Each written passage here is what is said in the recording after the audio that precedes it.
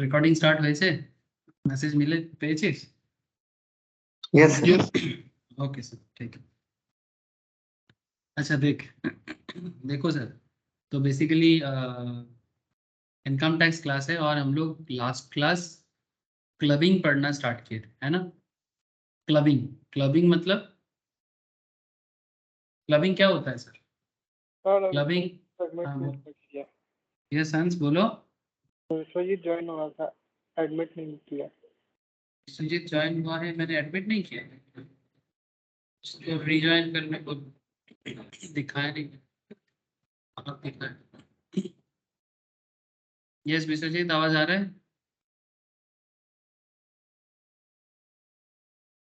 Hello. Yes sir, good morning sir. Yes sir, good morning. Good morning. Sir. Good morning Shivu. तो basically income tax में जो discussions में कर रहा था, that is income of other persons included in assessee's total income. That is the concept sir. Income of other persons included in assessee's total income. अगर इस point को सिंप्लीफाई किया जाए तो एक ही मतलब निकलता है सर, जिसे हम कहते हैं क्लबिंग।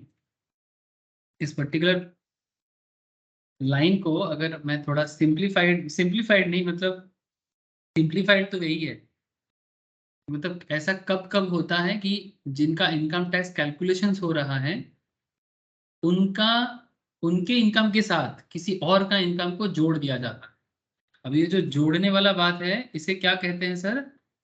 जोड़ने वाले बात को क्लबिंग कहते हैं। ओके, ये जो जोड़ने वाला मैटर है इसे क्लबिंग कहते हैं। नॉर्मली सेक्शन 60 से लेके 64 का एरिया कवर करता है, ठीक है? नॉर्मली सेक्शन 60 लेके सेक्शन 64 65 तक इस पर्टिकुलर क्लबिंग का प्रोविजंस फैला हुआ है, ठीक है? मतलब बेसिकली स्प्रेड किया हुआ है। अब मैं आपको थोड़ा सा समरी कर देता हूँ, जो हम लोग अभी तक पढ़े हैं उसी का एक समरी कर देता हूँ। ऑलरेडी मैंने कल, मतलब यस्टरडे वाला जो क्लबिंग का क्लास हुआ था उस पर ऑलमोस्ट सारा पॉइंट को ही मैंने डिस्कस किया, बट फिर भी कुछ क्वेश्चंस और भी करना बाकी है, कुछ डिस्कशंस करना अभी भी बाकी है, तो वही डिस्कशंस आज करेंगे जो बाकी है। कुछ क्वेश्चंस आपको घर के लिए भी देंगे और कुछ यहाँ पर भी बात करेंगे। तो जैसे कि आप लोगों को याद होगा, बिकॉज ज़्यादा दिन हुआ नहीं, कल का ही क्लास था, तो आप देख सकते हैं कि income of other persons included in assessee's total income, in simple कहे तो क्लबिंग।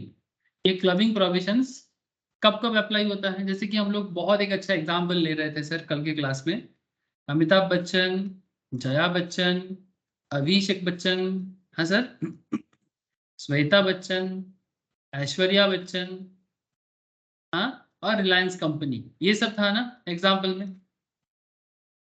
मतलब हम लोग यहाँ पर एसएससी किसको माने थे? अमिताभ बच्चन को माने थे। मतलब जिनका इनकम टैक्स कैलकुलेशन हो रहा है वो कौन है? वो अमिताभ बच्चन जी है। और इनके साथ साथ हम लोग उनके वाइफ, मतलब उनके मिसेस जया बच्चन जी, उनके बच्चा अभिषेक, अभिषेक की बीवी ऐश्वर्या, श्वेता उनका माइनर सन मान के चले थे, और रिलायंस कंपनी में अमिताभ बच्चन जी का सब्सटेंशियल इंटरेस्ट है, ठीक है? और वहां पर जया बच्चन जी अगर काम करते हैं और उनको अगर रेमुनरेशन मिलता है तो ये देखना पड़ता है कि वहां पर वो रेमुनरेशन टैक्सेबल होगा जया जी के हाथ में कि अमिताभ जी के हाथ में। इसके पीछे भी कुछ कहानी है जो मैं ऑलरेडी कल बताया था। आज आपको मैं पूरा समरी एक बार करता हूँ, पूरा कॉन्सेप्ट को एक बार फटाफट समरी करता हूँ, आप लोग मेरे साथ सुन लो ध्यान से, और उसके बाद मैं कुछ क्वेश्चन डिस्कस करूंगा, ठीक है? ओके ना सर? तो जैसे कि आप देख सकते हैं, transfer of income without transfer of asset, सिर्फ इनकम ट्रांसफर हो रहा है, एसेट ट्रांसफर नहीं हो रहा है। Transfer of income without transfer of asset का मैटर हो तो सेक्शन 60, मतलब अमिताभ बच्चन अगर जया बच्चन जी को इनकम ट्रांसफर कर रहे हैं, मतलब अमिताभ जी के पास मानो एक घर है, ठीक है, कोई फ्लैट है, ठीक है, कोई रेसिडेंशियल फ्लैट हो या लेट आउट प्रॉपर्टी हो, वट एवर, उनके पास रियल एस्टेट का बहुत बड़ा भरमार है सर, मैं आपको कल बता रहा था। अमिताभ जी का मानो कोई रियल एस्टेट है जिस रियल एस्टेट से अमिताभ जी को कुछ अर्निंग होता है, कुछ इनकम होता है। रियल एस्टेट प्रॉपर्टी जो है वो अमिताभ जी का ही है, लेकिन इसका जो इनकम है, मानो रियल एस्टेट प्रॉपर्टी से एनुअली 1 करोड़ आ जाता है, से फॉर एग्जांपल अब अमिताभ जी ये 1 करोड़ को जया जी को ट्रांसफर करता है, तो इनकम टैक्स सिंपल कहता है कि अमित जी जो इनकम जया जी पे ट्रांसफर किया, एसेट ट्रांसफर नहीं हुआ पर इनकम ट्रांसफर हो गया, तो अमित इनकम टैक्स डिपार्टमेंट कहता है कि जया बच्चन का जो इनकम दिखाया गया था वो वापस अमित जी के इनकम पे ऐड कर दिया जाए। मतलब 1 करोड़ भले ही अमित जी जया जी को ट्रांसफर कर दिया था, बट वो इनकम टैक्स डिपार्टमेंट जब उसका कैलकुलेशंस करेंगे या जब उसका असेसमेंट करेंगे या जब पूछताछ करेंगे, तब उस 1 करोड़ को वापस अमित जी के इनकम के साथ जोड़ देंगे। सिंपल बात है। तो भले ही वो इनकम जया जी को दिख रहा था, बट वो इनकम अमित जी के हाथ में चला जाएगा। तो ये सेक्शन 60 का एरिया है। 61 income arising from revocable transfer of asset. Revoke मतलब बाद में ले सकते हैं।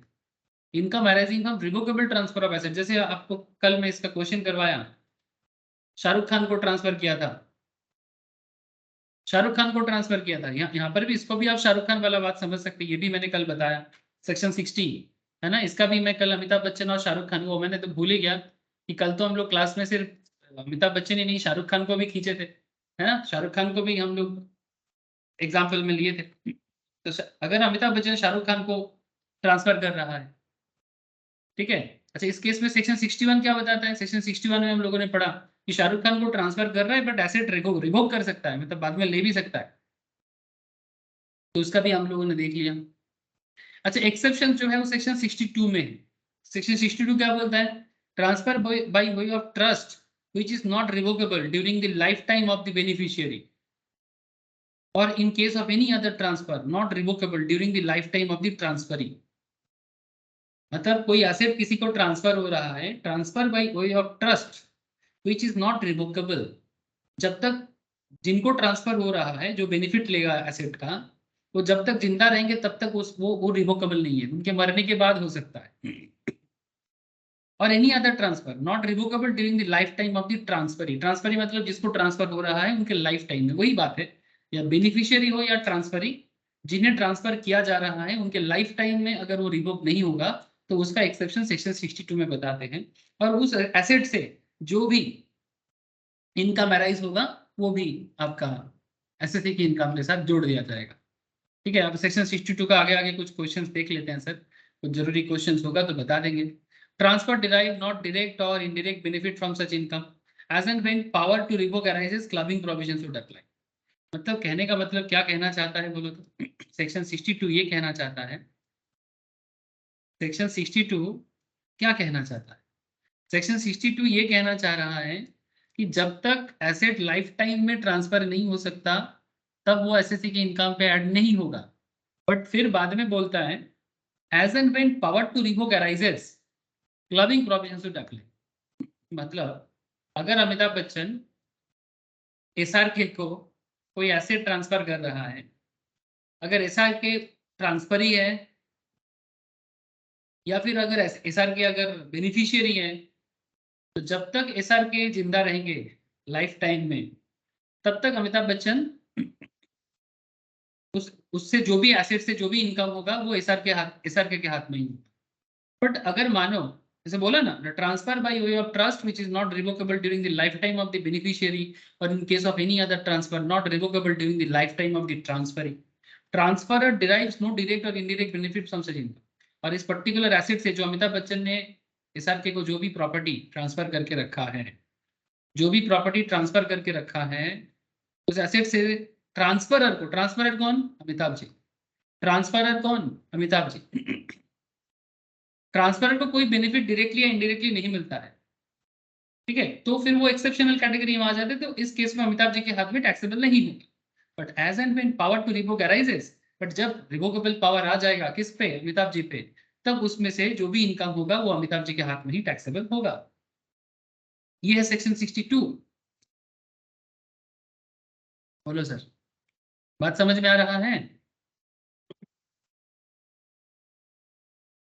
Hello, yes sir. Thank you sir. अच्छा कल मैंने आपको ये भी बता दिया था स्पाउस इनकम, हाँ, remuneration to spouse from a concern in which individual has a substantial interest. कौन सा सेक्शन का बात है सर? बार बार बोल रहा हूँ, बहुत वाइटल सेक्शन है। Section 64 subsection 1 clause 2। मतलब अगेन फिर से बता रहा हूं सर, अमिताभ बच्चन अगर रिलायंस पे सब्सटेंशियल इंटरेस्ट होल्ड करते हैं और उसी रिलायंस पे अगर जया बच्चन जी ऑफिस करते हैं, जॉब करते हैं, तो अमिताभ जी, जया बच्चन जी को रिलायंस से जो भी इनकम होगा अगर वो अपने दम पे करता है, where spouses possesses technical or professional qualification, clubbing provision not apply. Exception है, अगर जया बच्चन अपने दम पे करेगा तो जया बच्चन के हाथ में टैक्सेबल होगा, लेकिन जया बच्चन क्वालिफाइड नहीं है, ना तो प्रोफेशनल क्वालिफिकेशंस है, ना तो टेक्निकल क्वालिफिकेशंस है, ना तो एक्सपीरियंस वाइज क्वालिफिकेशंस है, कुछ भी नहीं है। जस्ट बिकॉज वो अमित जी का बीवी है, इसीलिए रिलायंस में उसका सब्सटेंशियल इंटरेस्ट है और इसीलिए जया बच्चन जी को रेम्युनरेशन मिलता है, तो ये इनकम जया जी का नहीं माना जाएगा, ये इनकम अमिताभ जी का माना जाएगा। सेक्शन 64 सबसेक्शन 1 क्लॉज 2 यही बात करता है, स्पाउस इनकम। याद रखें सर, ये है स्पाउस इनकम। ये कल भी मैं बताया था, फिर से बता रहा हूँ, रिकॉल करा रहा हूँ सर, मैं आपको रिकॉल करा रहा हूँ, पूरा पॉइंट को एक बार क्लैरिटी से फिर से समझा रहा हूँ। सर आगे बताइए। Sir income arising to spouse from an asset transferred without adequate consideration. Without मतलब फ्री, विदाउट मतलब फ्री कंसिडरेशन, मतलब बदले में कुछ नहीं लेंगे, तो उसे विदाउट कहते हैं। ठीक है, तो अगर जया बच्चन, अमिताभ बच्चन जया बच्चन को कोई भी एसेट फ्रीली ट्रांसफर कर रहा है, ठीक है, विदाउट एडिक्वेट कंसिडरेशन और not in connection with an agreement to live apart. और एक बात सुनो ध्यान से, लीव अपार्ट मतलब, अरे आजकल रहते हैं ना सर ये सब, थोड़ा आजकल ये सब बॉलीवुडी, बॉलीवुड होता है ना, बॉलीवुड का केस आजकल नॉर्मल लोगों की जिंदगी में भी दिख रहा है। क्या दिख रहा है? अलग रहते हैं, डिवोर्स नहीं है, म्यूचुअल अंडरस्टैंडिंग में लीव अप, अलग रहते हैं। ये सब आजकल देखने को मिलता है। अब अगर लीव अपार्ट करके रहेंगे और अगर अमिताभ जी जया बच्चन जी को कोई एसेट ट्रांसफर करेगा, तो उस पर्टिकुलर एसेट से जो भी इनकम होगा वो जया जी का ही इनकम माना जाएगा। अगर वो लीव अपार्ट, अगर वो अलग रहते हैं तो अलग बात, तो जया जी के हाथ में ही होगा। लेकिन रहते हैं एक ही साथ है, सब कुछ ठीक ठाक है ऊपर वाले की कृपा से, कोई प्रॉब्लम नहीं है फैमिली रिलेशंस में। ओके, कंजुगल रिलेशनशिप में देयर इज नो प्रॉब्लम, एक साथ रहते हैं, लीव अपार्ट नहीं है। तो income arising to spouse from an asset transferred without adequate consideration अगर है, तो उस एसेट से जो भी इनकम अराइज होगा, अगर वो लोग एक साथ रहते हैं फिर भी जया जी के नाम पे एसेट है और उस एसेट से इनकम हो रहा है, तो इनकम टैक्स डिपार्टमेंट कहता है सेक्शन 64 सबसेक्शन 1 क्लॉज 4 के तहत वो क्लबिंग कर दिया जाए और अमित जी के हाथ में टैक्सेबल कर दिया जाए। ये है स्पाउस का दो इंपॉर्टेंट पार्ट। बोलो सर, पहले हम लोगों ने पढ़ा सेक्शन 60 जहां पर एसेट ट्रांसफर नहीं होगा बट इनकम ट्रांसफर होगा। फिर हम लोगों ने पढ़ा सेक्शन 61 जहां पर रिवोकेबल है ट्रांसफर ऑफ एसेट, मतलब इनकम अराइजिंग, रिवोकेबल मतलब एसेट बाद में ट्रांसफर करके रिवोक भी कर सकते हैं। उसके अंदर हम लोग एक्सेप्शंस भी देखे सेक्शन 62। फिर हम लोग स्पाउस में आ गए section 64 subsection 1 clause 2, and spouse में दूसरा पॉइंट है स्पाउस का एक्सेप्शंस भी देखा, और स्पाउस में सेक्शन 64 सबसेक्शन 1 क्लॉज 4 भी देखा, है ना सर? वाइटल वाइटल सेक्शंस पढ़ लिए क्लबिंग का। सर माइनर इनकम, माइनर कौन, हु इज अ माइनर? फिर इन अवर अमिताभ जी के एग्जांपल में श्वेता को एक माइनर बना लेते हैं, अमिताभ बच्चन की बेटी, ऐसे वो माइनर नहीं है रियल लाइफ में, बट हम लोग तो बस, अरे कहानी किस्से में कुछ भी बोलो ना, क्या दिक्कत है, कहानी में कुछ भी बोलो। तो श्वेता बच्चन ऐसे वो राइटर है, आजकल मैं सुनता हूँ कि लिखते हैं, किताबें लिखते हैं, राइटर स्टोरी टेलर हो गए, उनका किताब भी बड़ा मार्केट में चल रहा है, सुन रहा हूँ। जो भी हो, बात वो नहीं है। अब मैं कहना ये चाहता हूँ कि माइनर कहाँ से कमा रहा है, क्या माइनर अपने टैलेंट से कमा रहे हैं, या फिर माइनर के हाथ में कोई इनकम दिखाया जाता है? तो माइनर इनकम, ध्यान से सुनना बात को। अच्छा मैंने ये वाला बात नहीं किया क्या, स्पाउस पे और एक पॉइंट था ना, हेलो, ये वाला चीज में थोड़ा स्किप कर गया, स्पाउस में एक बार बोल देते थे, फिर माइनर पे आते हैं, फिर माइनर पे आते हैं। income arising to any person or association of persons from asset transferred without adequate consideration for the benefit of spouse. Spouse के बेनिफिट के लिए कोई एसेट ट्रांसफर कर रहा है, मतलब सेम बात है।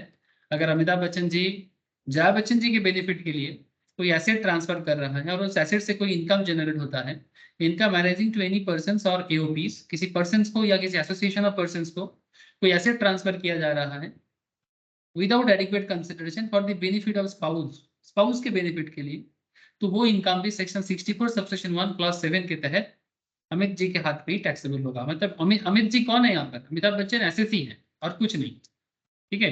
अब लोग ये मत सोचना कि हम लोग अमिताभ बच्चन जी के पर्सनल लाइफ को ले रहे हैं, नहीं सर, हम लोग तो बस नाम यूज कर रहे हैं और कुछ। तो ये था स्पाउस रिलेटेड 3 वाइटल बातें, ये हो गया स्पाउस रिलेटेड 3 बड़ा ही इंपॉर्टेंट बातें। अब आपको माइनर याद दिलाता हूं, section 64 subsection 1A, section 64 subsection 1A, all income of a minor is clubbed in the income of parent। और ये भी मैंने लास्ट दिन आपको बोला था, जिस पेरेंट का, पेरेंट्स में से मतलब माता पिता, पेरेंट मतलब क्या सर? माता पिता, माता पिता तुम मेरे, समझ रहे सर? तो माता पिता में से जिसका इनकम हायर होगा उनके इनकम के साथ माइनर का इनकम को क्लब कर दिया जाएगा। अच्छा, एक बात याद रखें, whose total income excluding minors income is greater, ठीक है, exemption of up to 1500 per child is available as per section 10 subsection 32। Minor का इनकम जो भी माता या पिता जिसका भी इनकम हायर होगा उसके इनकम के साथ ऐड होगा, लेकिन इसमें एक एग्जेम्पशन में मिलता है सेक्शन 10 सबसेक्शन 32 के तहत 1500 पर चाइल्ड। ओके, जो भी इनकम होगा 1500 पर चाइल्ड मैक्सिमम ले सकते, अप टू, अगर उससे कम है तो, अगर 1200 होगा तो, 1400 होगा तो उससे कम वाला लेंगे, ठीक है, मतलब 1200 ले लेंगे, अप टू 1500। सर ये कल भी बोले थे, यस कल भी बोला था, आज भी बोल रहा हूं, लेकिन सर माइनर चाइल्ड का इनकम ऑलवेज क्लब्ड नहीं होता है, एक्सेप्शंस भी हैं। Income from manual work, manual मतलब अपने एकदम शरीर की शक्ति से अगर माइनर कमा रहे, शरीर की शक्ति मतलब मैनुअल लेबर क्या होता है? एक होता है दिमागी शक्ति, एक होता है शरीर की शक्ति, ठीक है, जो भी हो, आप मैनुअल शरीर का ताकत यूज करके काम कर रहे हो और कमा रहे हो, तो इनकम फ्रॉम मैनुअल वर्क और फ्रॉम स्किल, टैलेंट और स्पेशलाइज नॉलेज और experience will not be clubbed. Okay, income of A minor child suffering from disability mention under section 80U shall not be clubbed. Okay, उसे club नहीं किया जाएगा, और अगर special skill से कमा रहे तो उसे भी क्लब नहीं किया जाएगा। रही बात इनकम ऑफ सन्स वाइफ, मतलब ये कौन है? ये तो श्वेता था, ये तो हम लोग श्वेता को ले लिए थे, ठीक है, अगर श्वेता कुछ करते हैं तो ठीक है, अगर नहीं करते तो माता पिता की इनकम के साथ उनको उनके नाम पे अगर इनकम दिखाएगा तो जोड़ देंगे। अब बात करते हैं ऐश्वर्या पे। ऐश्वर्या कौन? अभिषेक की वाइफ, अभिषेक बच्चन की wife. Income arising to son's wife from an asset transfer without adequate consideration, मतलब अमिताभ जी, मतलब ससुर जी ने अगर बहू रानी को एसेट ट्रांसफर किया और उस एसेट से इनकम हो रहा है, try to understand, income arising to a son's wife from an asset transfer without adequate consideration, section 64 subsection 1 clause 6। Just like जैसे अमिताभ जी जया बच्चन जी को कर रहा था, वैसा ही ऐश्वर्या जी को कर रहा है, ठीक है। Similarly, income arising to any person or association of persons from asset transferred without adequate consideration for the benefit of son's wife, सन के वाइफ के बेनिफिट के लिए या किसी एसोसिएशन ऑफ पर्सन्स को किसी भी तरह का एसेट ट्रांसफर कर रहा है, वहां से जो भी इनकम हो रहा है वो इनकम भी अमित जी के इनकम पे ही ऐड हो जाएगा। ये कौन सा सेक्शन का पार्ट है? Section 64 subsection 1 clause 6 and section 64 subsection 1 clause 8। बोलो सर, सेक्शन रिकॉल हुआ? हेलो, क्या सेक्शन रिकॉल हुआ सर? मुझे इतना बता दो बस। Yes sir. एक स्पेशल पॉइंट याद रखें, in case of transfer of house property to spouse, मतलब अगर अमित जी जया जी को कोई हाउस प्रॉपर्टी ट्रांसफर कर रहे हैं without adequate consideration, the transfer will be deemed as owner of such property as per section 27 subsection 1, मतलब हाउस प्रॉपर्टी का ही section है। अगर कोई अमिताभ बच्चन, जो अमिताभ बच्चन कौन, is a transferor. Amitabh Bachchan कौन, is a transferor. Jaya Bachchan कौन, इज अ ट्रांसफरी। ट्रांसफरी। तो अगर कोई ट्रांसफरर किसी ट्रांसफरी को, ट्रांसफरी कौन, अगर वाइफ है, in case of transfer of house property to spouse without adequate, अच्छा उल्टा भी हो सकता है, not necessary always Amitabh ji ही जया जी को करे, जया जी भी अमिताभ जी को कर सकते हैं। तो इन case of transfer of house property, जैसे अगर मैं अमित जी और जया जी के केस में देखता हूँ कि अमित जी रिच है, ऑब्वियसली अमित जी ज्यादा कमाते हैं, इसमें कोई डाउट नहीं है। लेकिन उल्टा देखो, अभिषेक और ऐश्वर्या में कौन ज्यादा कमाते हैं सर, बोलो। ऐश्वर्या राय। देखो उल्टा हो गया ना, एक ही फैमिली में आपको Yes. सारा, एक ही फैमिली में आपको सारा डेटा मिल जाएगा। इसमें अमित जी और जया जी में अमित जी ज्यादा कमाते हैं, जया जी भी टैलेंटेड है, बट अगर इनकम देखा जाए तो ऑब्वियसली अमित जी ज्यादा है। और अभिषेक और ऐश्वर्या में टैलेंट किसका ज्यादा है, ऐश्वर्या का ही ज्यादा माना जाएगा, क्योंकि अभिषेक बच्चन उतना भी ज्यादा टैलेंट शो नहीं कर पाया। उनका कुछ कुछ काम मुझे अच्छा लगा है, जैसे उनका एक मूवी मेरे को बहुत अच्छा लगा है, दैट इज गुरु। ये धीरूभाई अंबानी के ऊपर बना हुआ मूवी है, एक्चुअली धीरूभाई अंबानी के जीवन के ऊपर आधारित है, और जिसमें अभिषेक बच्चन धीरूभाई का ही लाइफ को पोर्ट्रे किया है। यही एक मूवी है, मुझे अच्छा लगा, बाकी एवरेज लगा सभी जगहों में अभी तक, बट खराब भी नहीं लगा। बट ऐश्वर्या बहुत सारे हैं उनके पास टैलेंट, ब्यूटी से लेके एक्टिंग तक, ठीक है, बहुत सारे टैलेंट है, तो कमाते भी ज्यादा है। चलो ठीक है। तो स्पाउस का मतलब हस्बैंड की वाइफ, वाइफ की हस्बैंड, दोनों हो सकता है, तो नॉट नेसेसरी ऑलवेज, मतलब मर्द ही औरत को ट्रांसफर करेगा, औरत भी मर्द को ट्रांसफर कर सकता है, कोई प्रॉब्लम नहीं है, सब इक्वल है। हाँ, सब इक्वल है सर। अर्धनारीश्वर, आप समझते हैं अर्धनारीश्वर, हर पुरुष में नारी बसते हैं, हर नारी में पुरुष बसते हैं। सर ये क्या बात कर दी आप, सर छोड़ो, ये सब बात नहीं समझेंगे आप, ठीक है। तो clubbing of income, sir ultimately हर कोई माँ से ही तो जन्म लेते हैं, यही यही बोलना चाहता हूँ सर, ठीक है। अब बात क्या है सर, अब कुछ क्वेश्चन करना है और क्या, बात और कुछ होता नहीं है, बस क्वेश्चन करना है। अच्छा चलो कुछ एग्जाम्पल देखते हैं, फिर कॉपी में भी करेंगे, कुछ एग्जाम्पल देखते हैं, फिर कुछ एग्जाम्पल कॉपी में भी मुझे आपको लिखा के करवाना है। अच्छा अच्छा कुछ एग्जाम्पल्स है वो मैं आपको कराऊंगा। अच्छा एग्जाम्पल देखो जरा, क्या कहता है, मिस्टर बत्सान, बत्सान, क्या नाम है, Batsan, mister Batsan has transferred through a duly registered document the income arising from a godown to his son without transferring the godown. In whose hands will the rental income from godown be charged? क्या question समझ में आया? Mister Vatsa has transferred through a duly registered document, मतलब कोई registered document is like क्या बोलेंगे सर, it's like a deed, ठीक है, कोई डीड पेपर या कोई डॉक्यूमेंट में साइन करा के, फॉर्म फिलअप करा के ट्रांसफर कर रहा है, जैसे रजिस्टर्ड डीड होता है, कॉन्ट्रैक्ट डीड होता है ना। The income arising from a godown to his son, जो भी गोडाउन से इनकम जनरेट होगा तो उसके बच्चे के नाम पे, बट बच्चे को, उसके सन को गोडाउन ट्रांसफर नहीं किया जा रहा है, बट गोडाउन का इनकम ट्रांसफर किया जाएगा। इन whose hands will the rental income from the godown be charged? बोलो, बच्चान के हाथ में होगा कि बच्चन के सन के हाथ में होगा? बस बच्चन के हाथ में होगा, वेरी गुड। कौन सा सेक्शन है, section 60 expressly states that where there is a transfer of income from an asset without transfer of an asset of the asset itself, such income shall be included in the total income of the transferor, मतलब बच्चान। कि the rental income derived from the godown shall be clubbed in the hands of Mr. Vatsan।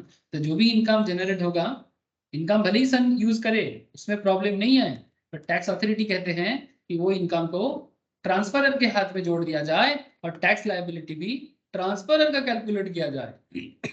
Simple बात है, simple बात है। As per provisions clubbing का income tax department ने जो कहा वही आपके साथ मैंने डिस्कस कर लिया। सर और क्वेश्चन होगा क्या? अच्छा, मैं आपको बार बार एक चीज बोल रहा था कि ये सब्सटेंशियल इंटरेस्ट के बारे में बार बार बोल, जैसे कि अमिताभ बच्चन का अगर रिलायंस में सब्सटेंशियल इंटरेस्ट है, मान के चलते हैं, आई डोंट नो है कि नहीं है, अब तो ढूंढना पड़ेगा। Substantial interest. Now, what is the concept of substantial interest? Circumstances when an individual is deemed to have substantial interest in a concern. कब ये माना जाता है कि किसी इंडिविजुअल का किसी ऑर्गेनाइजेशन पे सब्सटेंशियल इंटरेस्ट है? अगर वो कंपनी है तो क्या है, और अगर दूसरा कोई ऑर्गेनाइजेशन से तो क्या है? If equity shares carrying 20% or more of voting power, equity share carrying 20% और मोर ऑफ वोटिंग पावर, आप लोग जानते हो सर, कंपनी लॉ का क्लास आप सभी कोई करते हैं, तो कंपनी लॉ के क्लास में हम लोग ये बात करते हैं वोटिंग पावर क्या होता है। नॉर्मली क्या होता है, वोटिंग पावर कैसे आता है जानते हो? परसेंटेज ऑफ शेयर होल्डिंग पे आता है। मतलब आप कंपनी का जितना परसेंटेज शेयर होल्ड करते हो उतना परसेंटेज वोट काउंट आपके एक वोट का काउंटिंग में होता है। अगर आपका एक वोट है और अगर आप कंपनी में 10% शेयर होल्ड करते हो तो कंपनी का टोटल जो वोटिंग परसेंटेज है उसका 10% वोटिंग शेयर आपका। मतलब कंपनी का जो डिसीजन होता है, आप लोगों को पता है रेजोल्यूशन पास होता है ना, अरे रेजोल्यूशन पास होता है कि नहीं होता? Special resolutions, ordinary resolutions. जैसे स्पेशल रेजोल्यूशन पास कराने के लिए कम से कम 75% फेवरेबल वोट चाहिए, ऑर्डिनरी रेजोल्यूशन पास कराने के लिए ग्रेटर देन 50% मतलब वोटिंग पावर चाहिए। तो ये परसेंटेज उस तरह से काम करता है। तो चलो अभी कंपनी लॉ तो नहीं पढ़ना है, लेकिन यूज दिखा रहे हैं हम। तो इक्विटी शेयर्स कैरिंग 20% और more voting power are beneficially owned by such person और पार्टी और पार्टली बाय सच पर्सन, या तो फुल्ली या तो partly, and partly by one और more of his relatives at any time during the previous year. मतलब अमिताभ बच्चन एंड बच्चन फैमिली मिला के अगर किसी कंपनी में 20% या उससे ज्यादा वोटिंग पावर एबल करता है तो ये माना जाएगा कि बच्चन फैमिली का रिलायंस या किसी भी कंपनी में सब्सटेंशियल इंटरेस्ट है। जस्ट एन एग्जांपल, रिलायंस तो जस्ट नाम का ले लिया, मुझे पता नहीं, अब इसका देखना पड़ेगा, होल्डिंग देख के पता चलता है कि किसका कितना है, नहीं है 20% तो बिल्कुल नहीं है ऑब्वियस। रिलायंस का जो मार्केट कैपिटल है उसका 20% मतलब बहुत होता है, बहुत। 2-3% अगर हो तो हो सकता है, may be, I don't know. अच्छा, अगर कंपनी छोड़ के किसी दूसरे ऑर्गेनाइजेशन से तो सब्सटेंशियल इंटरेस्ट कैसे काउंट होगा? मानो कि कोई पार्टनरशिप फार्म है, कोई सोल प्रोप्राइटरशिप बिजनेस है, कुछ भी हो सकता है।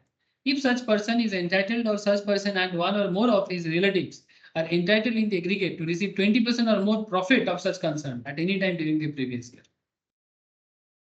मतलब अमित जी या अमित जी के रिलेटिव मिलके अगर किसी ऑर्गेनाइजेशन से कंपनी छोड़ के, कंपनी का तो मैं बता दिया आपको, कंपनी के केस में वोटिंग पावर का मैटर आ जाता है इक्विटी शेयर में, इक्विटी शेयर वोटिंग का पावर होता है। लेकिन कंपनी छोड़ के दूसरे ऑर्गेनाइजेशन के केस में, लाइक अगर पार्टनरशिप है, एलएलपी है, सोल प्रोप्राइटरशिप बिजनेस है, व्हाटएवर बिजनेस कंसर्न है basically, if such person is entitled or such persons and one or more of his relatives are entitled in the aggregate to receive 20% or more profit, 20% या उससे ज्यादा profit लेते हैं किसी concern से during the previous year, तो ये माना जाएगा कि अमित जी का या अमित जी के रिलेटिव्स का उस कंपनी में सब्सटेंशियल इंटरेस्ट है। आई होप आपको समझ में आ गया कि सब्सटेंशियल इंटरेस्ट का डिटेल्स जानना कितना जरूरी था। अच्छा, रिलेटिव मतलब कौन? In relation to an individual means the husband, wife, brother or sister or any lineal ascendant or descendant of the individuals.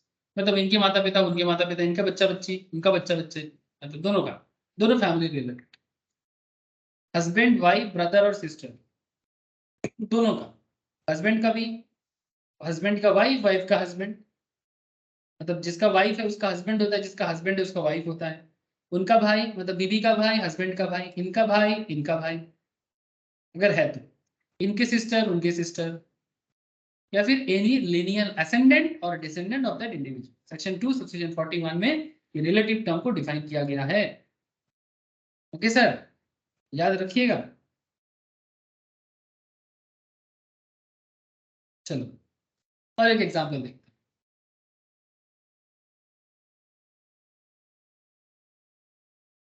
Sir बुझा যাচ্ছে, समझ में आ रहा है सर?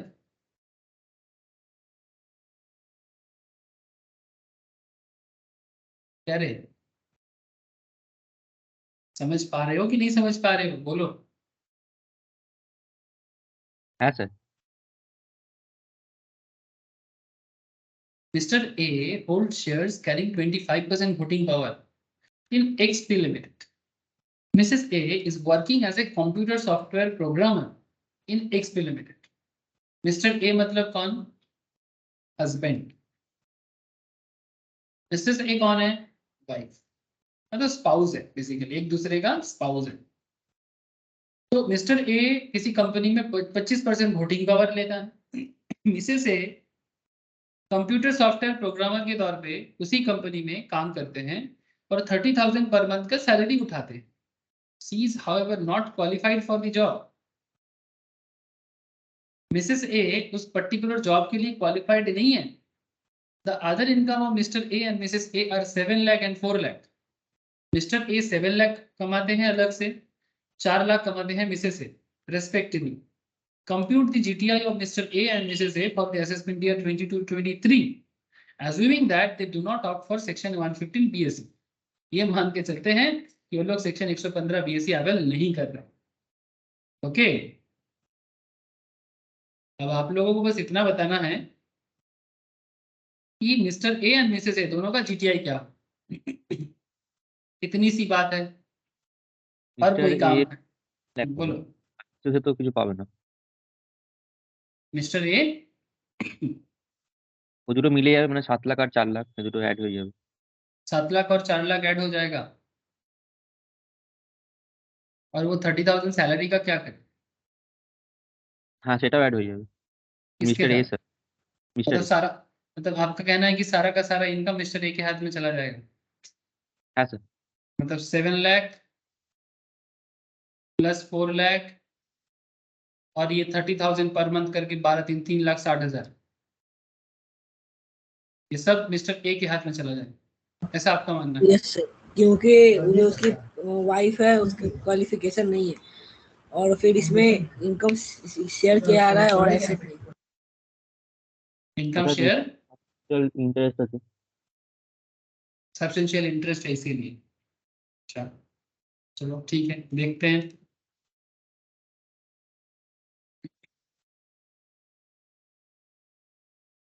सर सबसे पहला बात, एक बात तो क्लियर है कि mister A 25% voting power hold करता है एक्सपी लिमिटेड के, ये बात तो क्लियर है। और 25% वोटिंग पावर मतलब मोर देन 20%,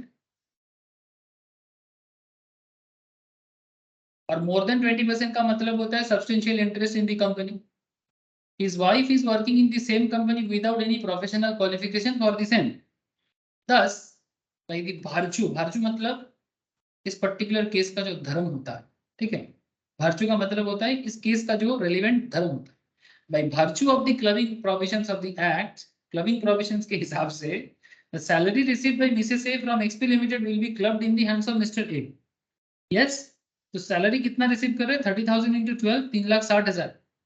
इसमें स्टैंडर्ड डिडक्शन लगेगा क्योंकि सैलरी जितना भी रिसीव करते हैं उस पर सेक्शन 16 सबसेक्शन 1A के तहत 50,000 का डिडक्शन अवेलेबल है। ये सैलरी चैप्टर में आप लोग डिटेल्स में ऐसे भी पढ़ोगे, लेकिन इससे पहले भी मैंने जीटीआई कराने के टाइम पे भी ऐसा क्वेश्चन करा के रखा है। टोटल इनकम तो 3,60,000 से 50,000 माइनस होगा। याद रखना सर, यही चीज हम लोग गलती कर बैठते हैं, ठीक है। सैलरीड पर्सन को जो भी मिलता है, अगर बोल देते कि स्टैंडर्ड डिडक्शन अप्लाइड करके मिल रहे तो अलग बात है, बट ऐसा नहीं होता। जो भी सैलरी होता है उसके ऊपर 12 महीने में 30,000 करके 3,60,000, बाकी और कोई एडजस्टमेंट नहीं दिया है। अगर देता तो उसका हिसाब सैलरी में करना पड़ता है, लाइक ग्रेचुइटी, पीएफ, बहुत सारी चीजें होता है, अलाउंसेस, वो सब दिया नहीं, बोल दिया फिर सिंपल 30,000 सैलरी दे रहा है। स्टैंडर्ड डिडक्शन से सेक्शन 16 सबसेक्शन 1 है, ये सैलरी चैप्टर के अंदर का डिडक्शन है, वो 50,000 अलाउ करना है आप, तो आपका सैलरी बन जाता है 3,10,000 का, ठीक है।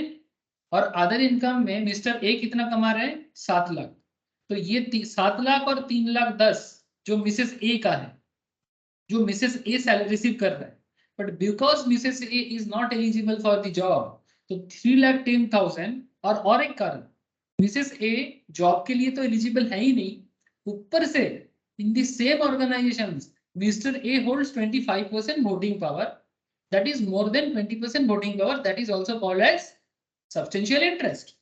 तो 7 लाख एंड 3 लाख 10 कुल मिला के हो जाता है 10,10,000, ये हो जाएगा मिस्टर ए का जीटीआई। लेकिन सर जो 4 लाख मिसेस ए कमा रहा है, ये कंपनी से थोड़ी कमा रहा है। No sir. तो फिर इस 4 लाख में क्या प्रॉब्लम? अच्छा ऐसा कहाँ लिखा है कि किसी का क्वालिफिकेशंस नहीं है तो वो कुछ कमा नहीं सकते? ना এটা আসবে না। आजकल मैं कुछ YouTube वायरल देख रहा हूँ, तो YouTube में शॉर्ट्स आजकल बहुत चलता है, तो बीच बीच में कभी कभी, कल ही एक देख रहा था, तो इसमें आप आई डोंट नो आप लोग देखा कि नहीं, एक लड़की जाके एक दुकान में पूछ रहा है, एक स्टॉल में फुचका वाला को, ठीक है, एक फुचका वाला को बोल रहा है कि भैया आप दिन का कितना कमा लेते हो? तो फुचका वाला दिन वो मुझे कितना कमा लेते हैं, तो बोलता है 3,000 का, 3,000 कमा लेते हैं सारा खर्चा देने के बाद। 3,000 मतलब डेली का 3,000 कमाते हैं फुचका वाला, डेली का 3,000 मतलब 30 डेज का कितना होता है सर? 90,000। 90,000। और फुचका वाला ने एक ये दिया, एक एडवर्टाइजमेंट दिया, पूछता है कि एक वर्कर चाहिए उनको जिनको वो डेली का 1,000 का सैलरी देगा, बेसिकली ये देगा बर्तन धोने के लिए, डेली 1,000 टका बर्तन धोना, ठीक है, तो 1,000 × 30 का 30,000 का वो मंथली सैलरी देगा बर्तन धोने के लिए। तो जो लड़की पूछने आया था फुचका वाला को, वो किसी कॉर्पोरेट में जॉब करते हैं, उनका मंथली सैलरी है 35,000, ठीक है, सॉरी 35 नहीं 25,000, ठीक है। तो फुचका वाले से बोल रहा है कि मतलब बेसिकली फुचका वाले को ऐसे ही पूछ रहा था, तो फिर वो बाद में बोले एक काम करते हैं भैया, वो जो बर्तन धोने का काम है आप मुझे ही दे दो। तो ऐसा बात थोड़ी है कि क्वालिफिकेशंस नहीं रहने से आप कमा नहीं सकते, कमाने का बहुत जरिया है। अब कोई सोच रहा है कि पढ़ाई छोड़ के फुचका स्टॉल लगाए, हर चीज में मेहनत लगता है, स्किल हर चीज का है सर। लेकिन यहाँ पर जो बात है, जो 4 लाख में से कमा रहे हैं सर, वो 4 लाख में से एक का ही कमाएंगे, ये मिस्टर ए के हाथ में क्यों जाएगा? मिस्टर ए का टोटल इनकम माना जाएगा 10,10,000, उनका 7 लाख का खुद का, और जो 3,10,000 मिसे से कमा रहा था कंपनी से विदाउट प्रॉपर क्वालिफिकेशंस, एंड उस कंपनी में मिस्टर ए का सब्सटेंशियल इंटरेस्ट है, दैट इज वन। अब इसमें क्वेश्चन में थोड़ा ट्विस्ट है, सेम क्वेश्चंस में अगर मिसेस ए क्वालिफाइड होता तो क्या होता? তখন তো 30,000টা বিশেষের পেয়ে যেত, আর শুধুমাত্র 7 লাখ মানে মানে যেটা আর কি মিস্টারে কামিয়ে খালি সেটাই পেতো আর কি মিস্টারে। मतलब मिस्टर ए जितना 7 लाख इनकम कर रहे हैं, मिस्टर ए को 7 लाख का ही जीटीआई माना जाता उनका, और मिसेस ए 4 लाख जो कमा रहा था वो तो था ही, है ना। सैलरी जो उन्होंने रिसीव कर रहा था 30,000 × 12, 3,60,000, वहां से लेस कर देना है आपको सेक्शन 16 सबसेक्शन 1 ए के तहत डिडक्शंस 50,000 का जो सैलरी में मिलता है, तो 3,60,000 से 50,000 चला जाएगा, तो क्या कितना बनता है सर? 3,10,000, तो 3,10,000 और 4 लाख जो पहले से था 4 लाख एंड 3,10,000, कुल मिला के होता है 7,10,000। ये मिसेस ए के हाथ में टैक्स लगता है, तो मिस्टर ए का कितना है 7 लाख, मिसेस ए का हो जाएगा 7 लाख, अगर वो क्वालिफाइड है जॉब के। স্যার বলছি যে মোর দ্যান 20% ভোটিং পাওয়ার কি মিস্টার এ আর মিসেস এর মিলিয়ে হতে হবে নাকি শুধুমাত্র মিস্টার এর হতে হবে? नहीं, ओनली मिस्टर ए का भी हो सकता है, मिला के भी हो सकता है, मिला के भी हो सकता है, यहाँ पर वही तो बोला था, दोनों चलेगा। मतलब हाँ। सब्सटेंशियल इंटरेस्ट है कब बोलेंगे, वही तो मैं बोल रहा था। मोर और voting power are beneficially owned by such person और partly by such person and partly by one और मोर ऑफ हिज रिलेटिव्स। दोनों मिलके भी हो सकता है, सिंगल का भी हो सकता है। okay? हाँ सर। जैसे हमारे जो करंट एग्जाम्पल है उसमें सिंगल था, उनका अकेला का 20% से ज्यादा, वही बोला है क्वेश्चन में। Mister A hold shares carrying 25% voting power in XP private XP limited. तो इस पे कंबाइंडली नहीं था, रिलेटिव के साथ मिलके नहीं था, ओनली मिस्टर ए का शेयर होल्डिंग, तो भी मैटर वही है। अगर मिलके भी होता तो भी मैटर वही। ठीक,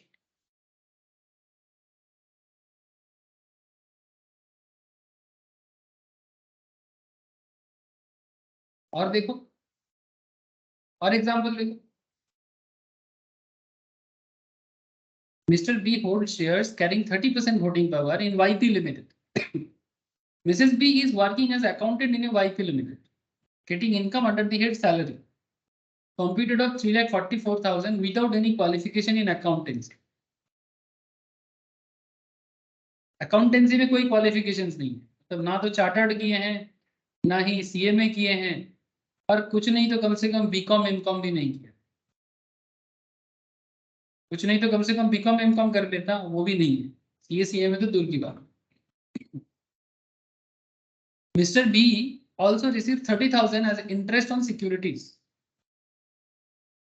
Mr. B also receives 30,000 as interest on securities. Mrs. B owns a house property which she has let out. Rent received from tenant is 6,000 per month. Mr. B का एक प्रॉपर्टी है जिसको उन्होंने रेंट पे देके रखा है, और उनसे उनको टेनेंट से कितना मिलता है, 6,000 पर मंथ का।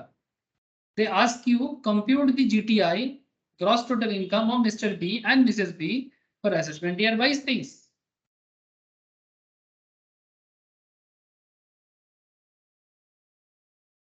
अगेन क्या होगा सर, बोलो, क्या अकाउंटेंट का इनकम मिसेस बी को जो मिल रहा है वो मिसेस बी के हाथ में जाएगा कि मिस्टर बी के हाथ में जाएगा?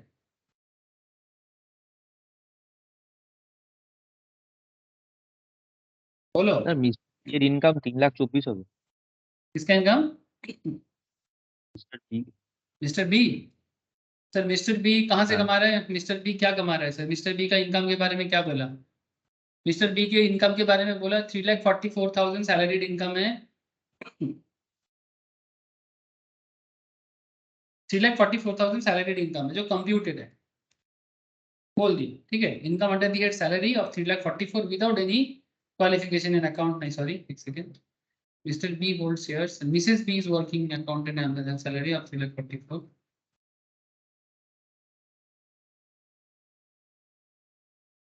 Mr. B also received 30,000 as interest on securities.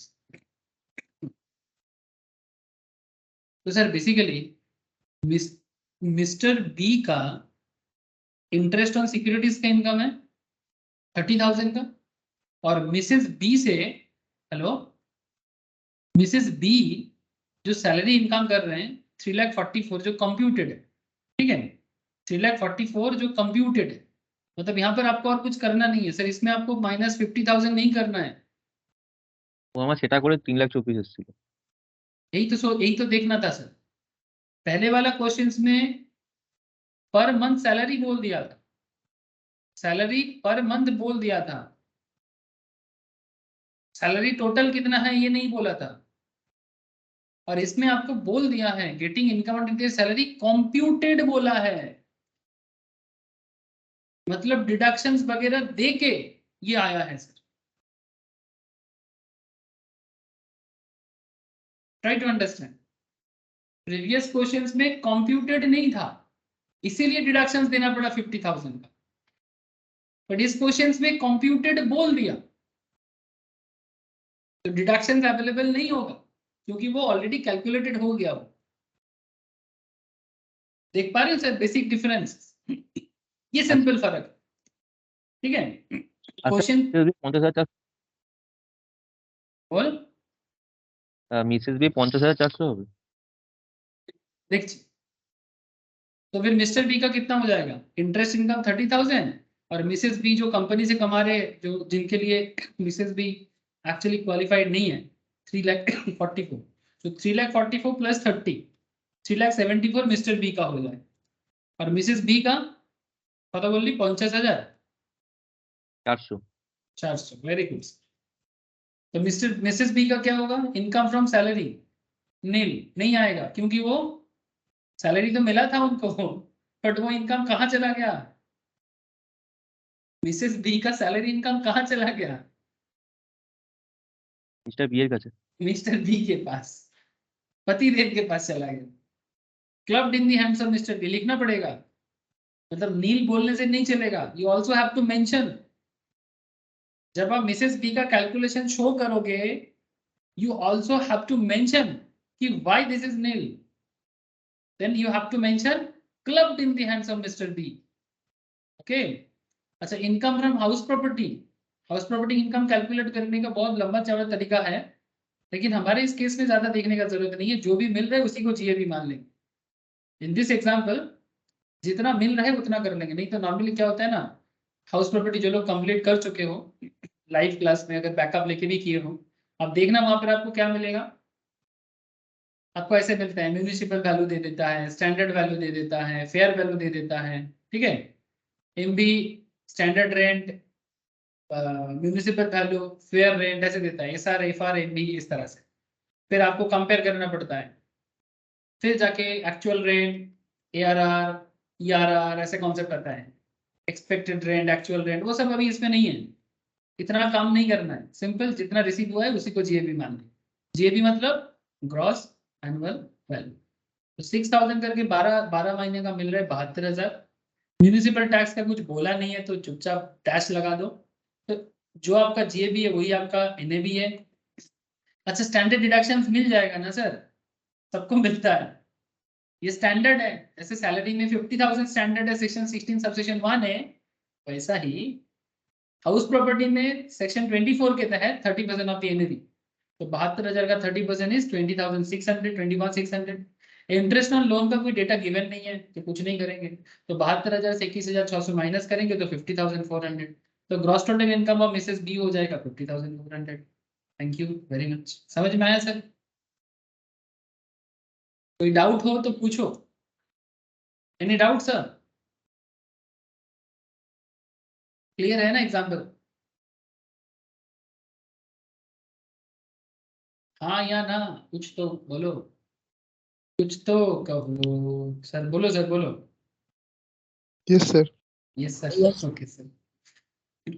एक गाना याद है सर, कुछ तो कुछ ना कहो, कुछ तो कहो, क्या एक गाना था, भूल गए सर। चलो सर, गाना याद करके क्या हो सर। और एक एग्जांपल आज, चलो सर एग्जांपल जब हो रहा है कराते हैं, क्या पता कल हो ना हो। सर मिस्टर वैभव स्टार्टेड proprietary business, मतलब सोल प्रोप्राइटरशिप, ठीक है। Mr. Vaibhav started a proprietary business on 1st of April 2020 with a capital of 5 lakhs. He incurred a loss of 2 lakh during the year 2021. To overcome the financial position, his wife, Mrs.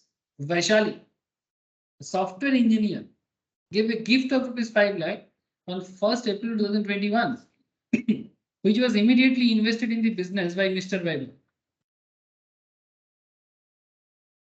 Gift मिला था और mister वैभव ने business में लगा दिया। वाह, क्या ऐसा ऐसा पत्नी सबको मिले? क्या बोलते हैं सर? जब भी फाइनेंशियल क्राइसिस हो गिफ्ट दे देगा 5 लाख, और उसको बिजनेस पे लगा दिया मिस्टर वैभव। बढ़िया है। He earned a profit of rupees 4 lakh during year 21-22। और वैभव ने भी कमाल कर दिया सर, 5 लाख लगा के 4 लाख का प्रॉफिट कर लिया। Compute the amount to be clubbed in the hands of Mrs. Vaishali for the assessment year 22-23. If Mrs. Vaishali gave the said amount as loan, what would be the amount to be clubbed? अगर वो gift ना हो के loan होता तो क्या होता? अगर ऐसा होता तो कैसा होता? समझ में आया क्वेश्चन? समझ में आया सर? पहले तो ये बात बोल दो सर, फिर आगे का चर्चा करेंगे।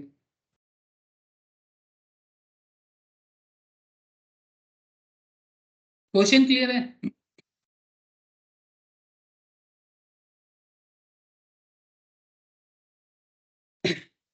क्वेश्चन क्लियर है कि नहीं है? तो मिस्टर वैभव के पास 5 लाख का कैपिटल था बिजनेस के लिए। उसने बिजनेस में 2020-21 में लॉस खा गया 2 लाख का।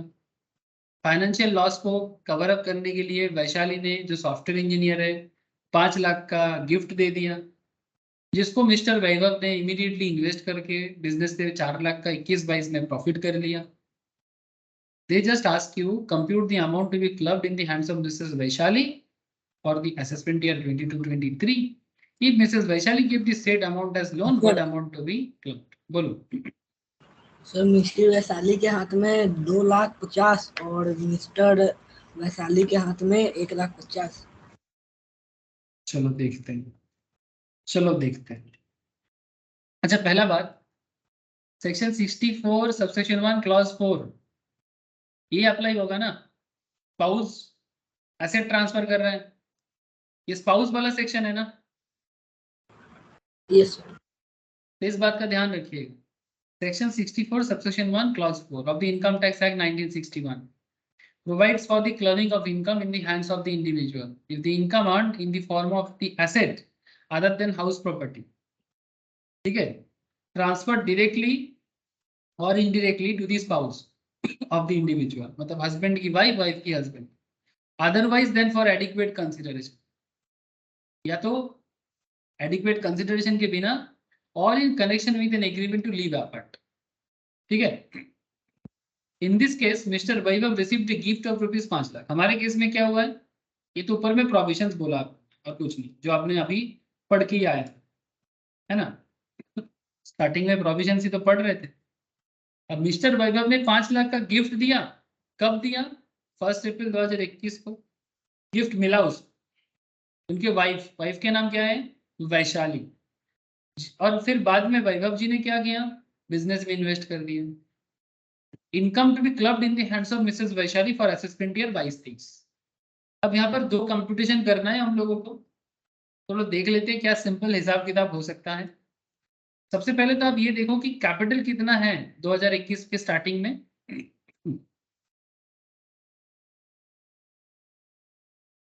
सर 5 लाख उन्होंने बिजनेस पे लगाया था, 2 लाख का लॉस हो गया, ये समझो। Yes sir. यस, तो 5 लाख में से 2 लाख अगर चला गया लॉस, तो कैपिटल कितना बचा है वैभव के पास? 3 लाख। 3 लाख। सिंपल अकाउंट है। Thank you. अच्छा, capital contribution out of gift of Mrs Vaishali कितना है? 5 लाख। 5 लाख। तो ये दोनों मिला के 3 लाख प्लस 5 लाख मिला के 1 अप्रैल 2021 के स्टार्टिंग में बिजनेस में वैभव जी के पास कितना कैपिटल हो गया? 8 लाख। 8 लाख। अब आगे बात करते हैं सर, प्रॉफिट हुआ है। अब मिस्टर वैभव जी को प्रॉफिट हुआ है, चलो पार्टी दो। Profit for previous year 21-22 to be apportioned on the basis of capital employed on the first day of the previous year, that is as on 1/4/2021। अब ये जो प्रॉफिट हुआ है, इसका रेशियो क्या होगा? सर हम ऐसे निकाले, हम निकाले हैं से उसका रेट ऑफ इन्वेस्टमेंट निकालिए, मतलब 8 लाख लगा के 4 लाख ये इनकम मतलब प्रॉफिट किया है, तो मतलब Okay. 50% हो, तो उसके बाद में फिर जो इसकी वाइफ दी है 5 लाख, उसका 50% उसके हैंड में टैक्सेबल हो जाएगा जो प्रॉफिट आया है, और जो इसका था कैपिटल उसका 50% इसके हाथ में टैक्सेबल हो जाएगा। वैसे हम किए। हाँ, बस सेम ही बात है ना, तुमने जो किया वही तो है। लेकिन अगर तुम इसको इस तरह से करते तो भी ठीक था। मतलब ये 3:5 कैसे आया? ये भी बहुत सिंपल कॉन्सेप्ट है सर। टोटल 8 लाख कैपिटल है, टोटल 8 लाख कैपिटल में से 3 लाख किसका है?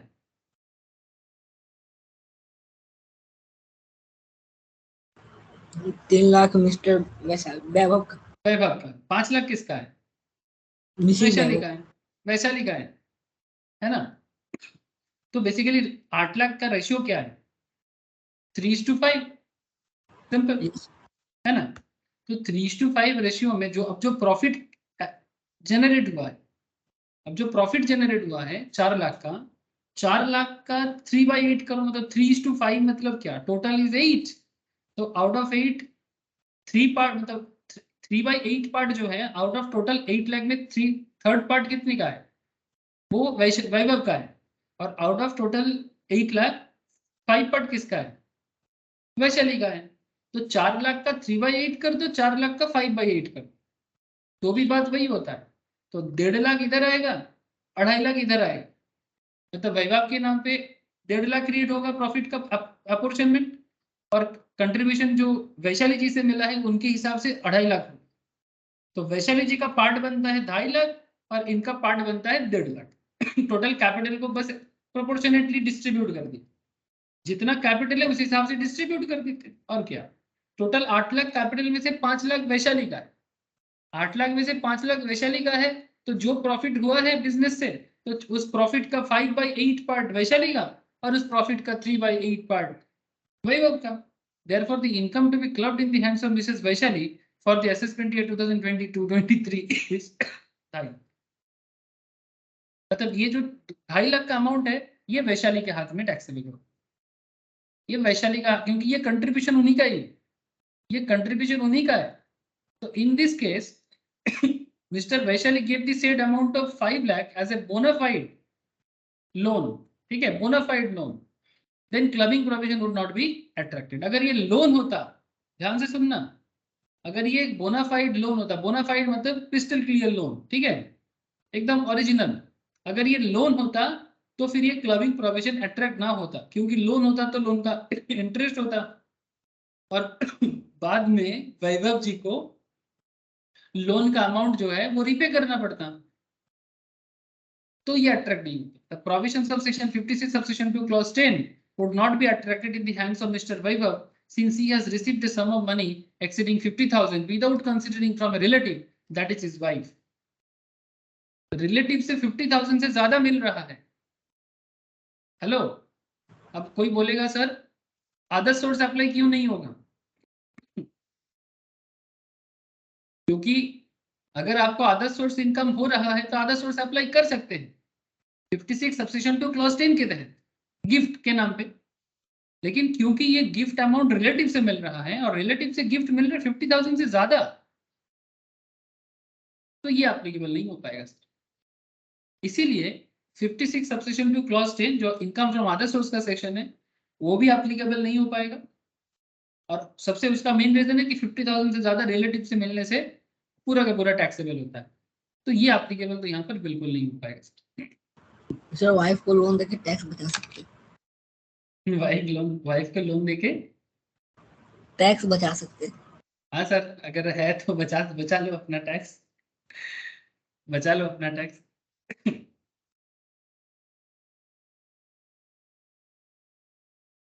लेकिन वो बोनाफाइड होना चाहिए, यही तो बोल रहे सर, एकदम जेन्युइन वे में वो लोन क्रिएट करना चाहिए। मतलब प्यार मोहब्बत वाला लोन हो जाएगा तो दिक्कत हो जाएगा। अभी तो इनकम भी नहीं है। अच्छा, बात समझ में आया कि नहीं आया, क्वेश्चन क्लियर है सबको? Yes sir. किसी को कोई डाउट है? No sir. विश्वजीत का आवाज आ रहा है, बाकियों का भी आवाज थोड़ा दे दो सर, आवाज दो हमको, हम यहाँ हैं। बोलो क्लियर है कि नहीं? স্যার 50,000-এর উপর গিফট হলে তো ট্যাক্সেবলটা মিস্টার বেহাবের হাতে হবে না? अगर মানে गिफ्ट নরমাল 50,000 প্রভিশন। अगर अगर क्लबिंग अप्लाई नहीं होता, अगर मानो क्लबिंग अप्लाई नहीं होता और 50,000 के ऊपर का गिफ्ट अमाउंट है, अगर क्लबिंग एप्लीकेबल नहीं हो पाता ड्यू टू एनी रीजन, तो इन दैट केस वो वैभव के हाथ में ही टैक्स। लेकिन क्योंकि কোশ্চেনে তো গিফট हाँ হিসেবে बोल, আর কি মানে মেনশন করা हाँ আছে। কি বল, বুঝলাম। মানে মানে কোশ্চেনে তো মানে লেখা আছে যে অ্যাজ আ গিফট হিসেবে দেওয়া হয়েছে, মানে সেটা মোর দ্যান 50,000। क्वेश्चन तो क्लियरली बोल दिया, হুম। क्वेश्चन तो क्लियरली बोल दिया कि एज ए गिफ्ट मिला है, 50 से ज्यादा मिला है। बट इसीलिए तो देख, क्वेश्चन तुमको यहाँ पर क्लियरली बोलते हैं क्लब्ड होगा ये, और एक्चुअल में ये क्लब्ड ही होता है। मतलब गिफ्ट का भी एक लिमिटेशन है सर, गिफ्ट का भी तो एक लिमिटेशन है, तो वो गिफ्ट नहीं है। ये गिफ्ट से ज्यादा बिजनेस का हेल्प है। जेन्युइनिटी को समझो आप। तुम गिफ्ट का नाम देना चाहते हो दे दो, बट ये बेसिकली बिजनेस हेल्प है। तो इसीलिए तो इनकम टैक्स डिपार्टमेंट इसको क्लब कर दे रहा है। और कितना अमाउंट क्लब किया वो भी आप মানে कैलकुलेट এটা कर लिए। তো জিনিসটা মানে মোর দ্যান 50 হলে তো সেটা মিস্টার ব্যবহারে চলে আসবে। কারণ আমি যদি অ্যাজ আ গিফট, কারণ কোশ্চেনে মেনশন করা আছে গিফট বলে, তখন তো সেটা মানে তখন মিস্টার ব্যবহারে যে ইনকামটা তার সঙ্গে তো অ্যাড হয়ে যাবে। देख फर्स्ट ऑफ ऑल ये क्लब्ड होना था, क्लबिंग हुआ है पहला बार। लेकिन अगर मान की ये गिफ्ट अमाउंट होता तो सपोज 50,000 का गिफ्ट होता तब तो 56 सब्सिट्यूट टू क्लॉज 10 में एग्जेम्प्टेड होता। और अगर ये 50,000 के ऊपर का गिफ्ट है और रिलेटिव से है तो ये बेसिकली क्लब्ड हो गया। और क्लब्ड होके वो वैशाली के हाथ में जाएगा। मतलब जो होना था वही हुआ यहाँ पे। तो जी मैटर को कॉम्प्लेक्स ना कर। तुम आदर सोच के साथ इसको कॉम्प्लेक्स मत करिए, जो होना था वही हुआ। ये क्लब्ड नहीं होना चाहिए था। अगर ये क्लब्ड ना भी बोलता तो भी क्लब्ड नहीं होना चाहिए। अगर क्वेश्चन तुमको क्लब्ड करने बोला है बोल के तुमने क्लब्ड किया, ऐसा नहीं है। ये एक्चुअल में क्लब्ड होगा। Yes sir. बात समझ में आया? मतलब ऐसा नहीं कि क्वेश्चन ने क्लब्ड पूछा तो मैंने क्लब्ड कर दिया। ऐसे सिचुएशंस में इनकम टैक्स क्लब्ड करने के लिए ही बोलता है, तभी हमने क्लब्ड किया। मतलब जब इनकम टैक्स डिपार्टमेंट एसेस करेगा, असेसिंग ऑफिसर, तो वो खुद ही क्लब्ड करेगा इसको। यही कॉन्सेप्ट है। और इसीलिए जब जो टैक्स कंसल्टेंट है उन्हें भी ये सब इनकम को क्लब्ड करके ही करना चाहिए। अब एक्चुअली क्या है ना, लोग करते नहीं है, अपना टैक्स को कम करके दिखाना चाहते हैं ड्यू टू एनी रीजन। लेकिन अगर इनकम टैक्स को कभी भी इस चीज के ऊपर छानबीन करना है तो वो छानबीन करके उसका वही रूल अप्लाई करेगा जो करना चाहिए। यही तो रीजन है हम लोग क्लबिंग पढ़ रहे हैं। ओके, तो ये एक अच्छा क्वेश्चन था।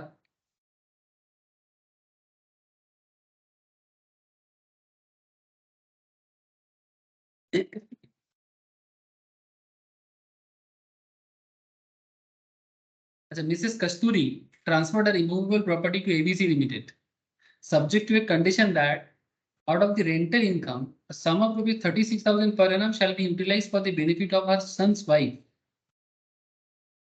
तब ये सेक्शन 64 सबसेक्शन 1 क्लॉज 7 का केस बन रहा है।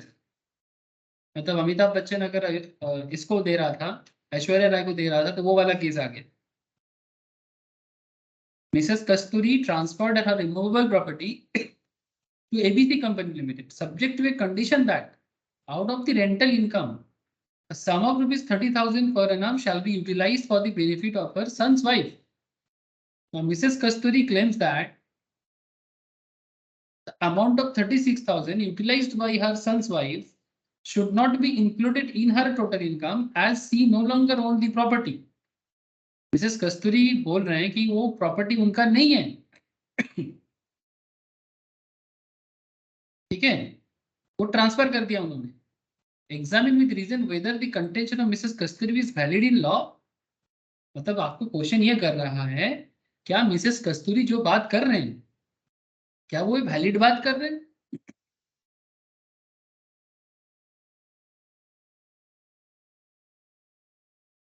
या इनकम को मिसेस कस्तूरी के इनकम के साथ ही जोड़ दिया जाए? The clubbing provisions under section 64 subsection 1 clause 7 क्या कहता है? ऑलरेडी पढ़े हैं, फिर बता रहे हैं।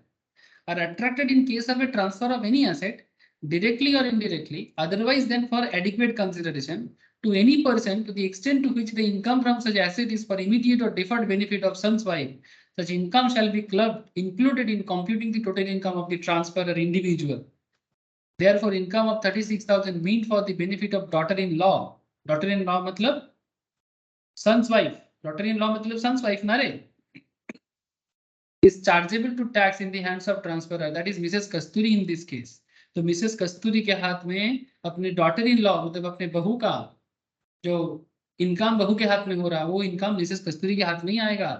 इसीलिए the contention of missus Kasturi is hence not valid in law. तो ये एज पर लॉ वैलिड नहीं है जो भी मिसेस कस्तूरी कहना चाहती। 36,000 उन्हीं के हाथ में टैक्सेबल, यही लॉ कहता है। बोलो सर, बात समझ में आया कि नहीं आया? Yes sir. सही, डिफरेंट केसेस हैं और एक केस देखते हैं। मिस्टर ए, उनका 3 बच्चा है, 3 माइनर चाइल्ड, 2 ट्विन डॉटर्स जिनका एज है 12 साल का, 1 सन जिनका एज है 16 ईयर्स का। Income of twin daughters is 2000 per annum. Twin daughters 2000 per annum कमाते हैं। Each and that of the son is 1200 per annum. Mrs A has transferred her flat to her minor son. Mrs A अपना flat transfer कर दिया minor सन के नाम पे on 1st of April 2021 out of natural love and affection. प्यार मोहब्बत वाला बात है, माँ बेटा वाला प्यार।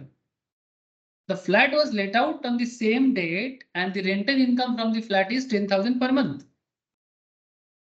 जिस पर्टिकुलर दिन से वो फ्लैट को दिया है उसी दिन से रेंट भी चालू हुआ है और 10,000 पर मंथ का रेंट है।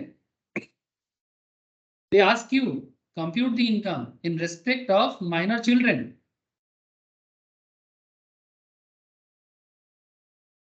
क्वेश्चन क्या कर रहे हैं सर? क्वेश्चन कर रहा है compute the income in respect of minor children to be included in the hands of Mr. A and Mrs. A under section 64 subsection 1A. Assuming that Mr. A's total income is higher than Mrs. मान के चलते हैं पिता का income ज्यादा है माताजी से, before including the income of minor children. ये असम्पशन आपको बोल दी, या वही अज्यूम कर लेना कि माता से पिता का इनकम यहाँ पर ज्यादा है, मतलब पेरेंट्स में से पापा ज्यादा कमाते हैं माँ से, बस यही बात है। बाकी माइनर चाइल्ड चिल्ड्रन का इनकम आपके सामने है। अब इसका हिसाब कैसे करेंगे आप?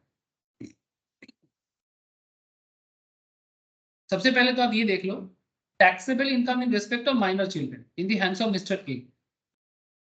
तो ट्विन डॉटर्स का कितना इनकम है? 2000 करके 2, 4000 का इतना कमा ले रहे हैं। मिस्टर ए के हाथ में जाएगा ना, मिस्टर ए के हाथ में जाएगा ना। अच्छा, एग्जेम्पशन मिलेगा कि नहीं मिलेगा? 2 बच्चे का सर 2000 करके कमा रहे, 2000 करके 2 चिल्ड्रन का, 2 ट्विन डॉटर्स 4000 कमा रहे हैं एनुअली। सेक्शन 10 सेक्शन 32 का एग्जेम्पशन मिलेगा कि नहीं मिलेगा? 1500 पर चिल्ड्रन। हेलो, क्या आप लोगों को बात समझ में आ रहा है सर?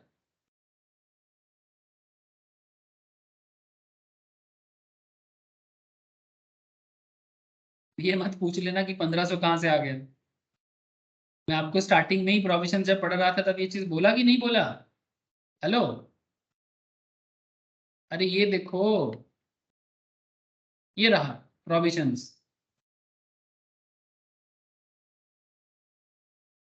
ये तो था, भूल रहे सर आप लोग।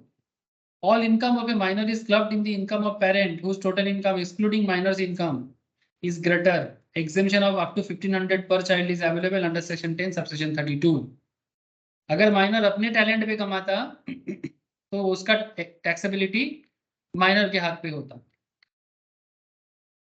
बट माइनर के टैलेंट से नहीं, ये तो माता पिता के टैलेंट से हो रहा है। लेकिन बच्चे के हाथ में इनकम हो रहा है, बच्चा किसी तरह से सेविंग वगैरह कुछ कर रहा है, ठीक है, कहीं से भी कुछ पैसा मिला है उनको, एनी काइंड ऑफ इनकम हो सकता है।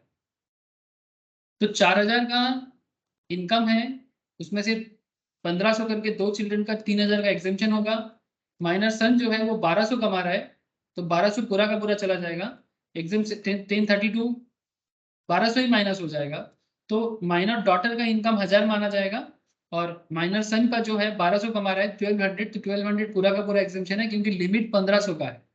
लेकिन 1500 लिमिट, लेकिन मेरा इनकम अगर 1200 है, 1200 है, तो मैं 1500 का कैसे लूँ? तो ये नील हो जाएगा। तो कुल मिला के income to be clubbed in the hands of mister A होगा 1000। Income to be clubbed in the hands of mister A होगा 1000। बोलो सर, अगर यहाँ तक क्लियर है तो आगे का बात करता हूं मैं। अब आपके मन में क्वेश्चन जरूर चल रहा होगा, सर माँ ने मिस्टर मिसेस ए ने उनका फ्लैट जो था वो माइनर सन के नाम पे प्यार मोहब्बत के कारण, मतलब एक बच्चे के प्यार से उनको फ्लैट दे दिया और उनमें से 10,000 पर मंथ का अर्निंग होता है। नाउ क्वेश्चन इज दैट ये अर्निंग का क्या करे सर, उसके लिए सेक्शन है 27 सबसेक्शन 1, ये भी मैंने आपको स्टार्टिंग में बताया आज। Missus A is the deemed owner of the house property transferred to her minor son. Natural love and affection do not constitute adequate consideration for this purpose. क्योंकि अपने बच्चे के प्रति प्यार है, मोहब्बत है ना, अपने बच्चे के प्रति प्यार है, इसीलिए एडिक्वेट कंसिडरेशन तो होगा नहीं। Accordingly the income from house property 84,000 कहां से मिला सर? 10,000 करके 12 महीने का कितना इनकम होता है? 1,20,000 का। 1,20,000 का 30% कितना होता है? 36,000। तो 1,20,000 से 36,000 हटा दो। कहां से? ये क्या क्यों हटाना है? Standard deduction. तो 1,20,000 से 30% चला जाएगा स्टैंडर्ड डिडक्शन के तौर पे, मतलब 36,000। तो 1,20,000 minus 36 is 84। 1,20,000 minus 36 equals to 84,000। 36 क्यों माइनस हुआ? Because standard deductions as per section 24 house property के कैलकुलेशंस के हिसाब से। So it would be taxable directly in her hands as the deemed owner of the said property. Consequently, clubbing provision under 1664(1)(a) would not be attracted in respect of income from house property, owning to which exemption under section 1032 cannot be availed by her. Okay, समझ में आया sir? ये section 27 subsection 1 का concept है। ये मैंने आपको starting में ही बोला था कि अगर कोई प्रॉपर्टी, हाउस प्रॉपर्टी कोई किसी को ट्रांसफर करता है तो उसी को उसका डीम्ड ओनर माना जाता है, जो भी इनकम हाउस प्रॉपर्टी से होता है। ये रहा था तब बोला है sir, in case of transfer of house property to spouse without adequate consideration, transfer will be deemed as owner of such property as per section 27। अब आप बोलोगे सर इधर स्पाउस बोला है, सर ये किसी भी केस में लागू होता है, ठीक है, ये किसी भी केस में लागू होता है। बोलो सर, क्लियर हुआ कि नहीं? माइनर चाइल्ड का कैलकुलेशंस क्लियर है? बोलो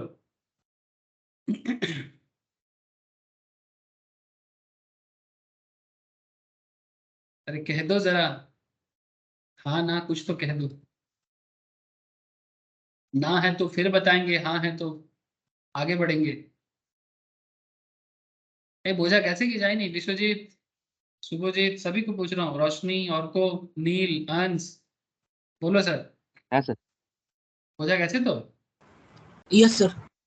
ओके सर, हाँ सर। Thank you. ये वाला क्वेश्चन भी अच्छा क्वेश्चन है सर।